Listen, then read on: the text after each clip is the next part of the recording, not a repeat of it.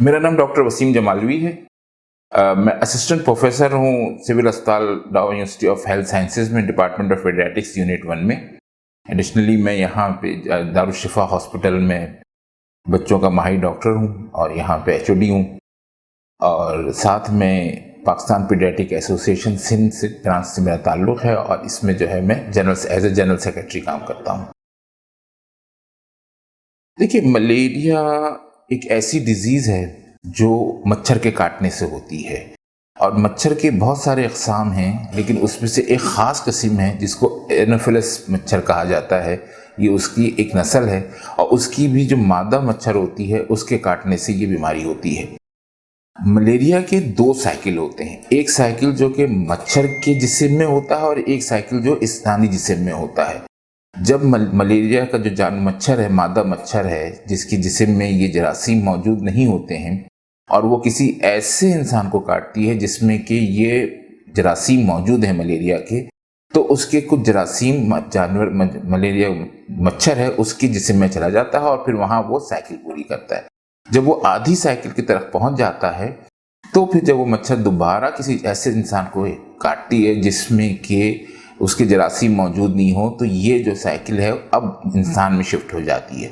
फिर ये खून में जाता है, और खून में जाने के बाद फिर ये जिगर में जाता है, और फिर वहाँ जाके ये मज़ीद फैलता है। फैलने के बाद ये फिर उसके बाद जब ये पूरी साइकिल अपनी पूरी करता है, इस दौरान जब मच्छर ने काटा हो और जब किसी इंसान को बुखार आ रहा हो, तो ये बीच में जो टाइम पीरियड होता है इसको हम इंक्यूबेशन पीरियड कहते हैं। इसमें जरासीम तो मौजूद होते हैं इंसानी जिस्म में, लेकिन उसको कोई तकलीफ का एहसास या बुखार वगैरह नहीं हो रहा होता है। तो जब इसका साइकिल पूरा हो जाता है, तो फिर ये इंसानी जिस्म में बुखार शामिल करता है, बुखार आता है इससे।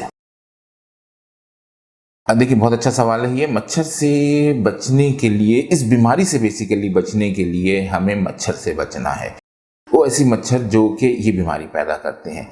अब इसका 2 तरीक़ेकार है। एक तो ये कि ऐसे मच्छरों की पैदावार को रोका जाए। अब वो पैदावार कैसे रोकी जा सकती है? वो इस तरह से कि जो गंदा पानी होता है, जोहड़ का पानी होता है या नाले गटर का पानी होता है, उसमें इनकी अफ़ज़ाइश होती है इन मच्छरों की।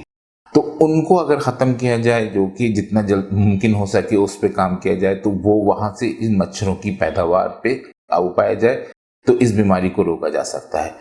दूसरे हिस्से में इंसान अपनी प्रोटेक्शन खुद करे, ऐसी जगह पे रहे या ऐसी जगह रहे जहाँ पे कि मच्छरों के उसको काट ना सके। जैसे घरों में जाली लगा ली जाए, मच्छरदानी का इस्तेमाल किया जाए, जिससे कि ये मच्छर इंसान को ना काटे।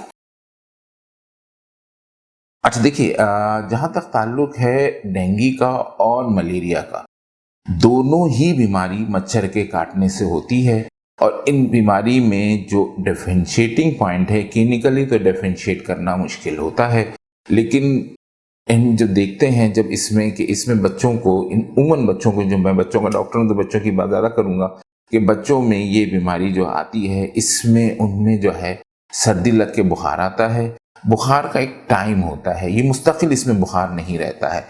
12 घंटे में आएगा, 24 घंटे में आएगा, 36 घंटे में आएगा, 48 घंटे में आएगा, यानी एक टाइम पीरियड के बाद बुखार आएगा। जब, जैसे मैंने पहले बताया था कि साइकिल पूरी होती है, जब वो साइकिल पूरी होती है वो रैप्चर होते हैं और वो जिस्म में जहरीला मादा छोड़ते हैं, जिसकी वजह से बुखार आता है। लेकिन डेंगू का जहाँ तक ताल्लुक है, तो डेंगू में मुस्तकिल बुखार रहता है। फिर हम इनको जो है डिफरेंशिएट करते हैं एग्जामिनेशन के हवाले से, और साथ में कुछ टेस्ट अवेलेबल ऐसे हैं जिनसे कि हमें दोनों चीज़ों को डिफरेंशिएट कर सकते हैं। जी बिल्कुल, बहुत अच्छा सवाल है ये। इसमें जो है, अगर किसी ऐसी माँ को जिसमें कि जो वो हमल से है और उसको मलेरिया हो जाए, तो जी बिल्कुल बच्चे को असर हो सकता है, जिसको हम कॉन्जेनिटल मलेरिया कहते हैं। और ऐसे बच्चे में पैदाइशी तौर पे मलेरिया के असरात होते हैं, जो कि 7 दिन से 28 दिन के अंदर अंदर ज़ाहिर हो जाते हैं। इसमें बच्चे की प्रेजेंटेशन थोड़ी सी डिफ़िकल्ट होती है।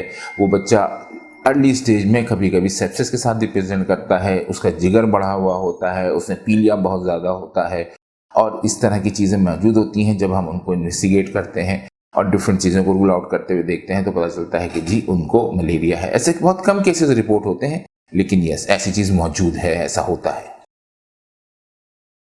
नहीं देखिए, दवाइयाँ जो हैं वो बहुत सोच समझ के बनाई जाती हैं, और बहुत सारी दवाइयाँ ऐसी अवेलेबल हैं जो कि ड्यूरिंग प्रेगनेंसी अगर किसी माँ को ये बीमारी हो जाए तो उनको वो दवाइयाँ दी जाएँ तो वो बच्चा उससे सेफ होता है और वो प्लासेंटा क्रॉस नहीं करती हैं और उससे जो है उस बच्चे को कोई ऐसा इफेक्ट नहीं होता है। उसको प्रॉपरली माँ को ट्रीट करना होता है। देखिए इस पे यस बहुत अच्छा है, ये इस पे काम बहुत हो रहा है वैक्सीन्स पे। वैसे भी आप सब जानते हैं जब से ये पैंडेमिक कोरोना का आया है तो एवरीबॉडी नोज कि वैक्सीन क्या होती है, वैक्सीन क्या है।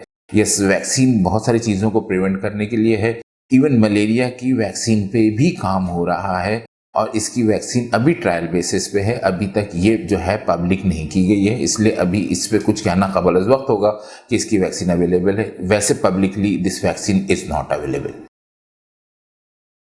बिल्कुल मलेरिया ऐसे एरिया में जहाँ के हाइपर एंडेमिक एरियाज हैं। देखिए 3 किस्म के एरियाज होते हैं मलेरिया के हवाले से बात कर रहे हैं। ऐसे जहाँ पे हम 1000 लोगों को पकड़ें और उनको बुखार वाले लोगों को इन्वेस्टिगेट करें और किसी एक को मलेरिया निकले तो इसको हम लो डेंसिटी एरिया कहते हैं। और ऐसे लोग जिसमें 1 से 4 तक हो तो वहाँ पे ये उसको हम इंटरमीडिएट एरियाज कहलाता है या हाइपर डेंसिटी एरिया कहलाता है। और जो हाइपर एंडेमिक एरियाज हैं वहाँ पे 5 या उससे ज़्यादा केसेस अगर बुखार वाले मलेरिया के हों तो वो उसको हम हाइपर एंडेमिक कहते हैं।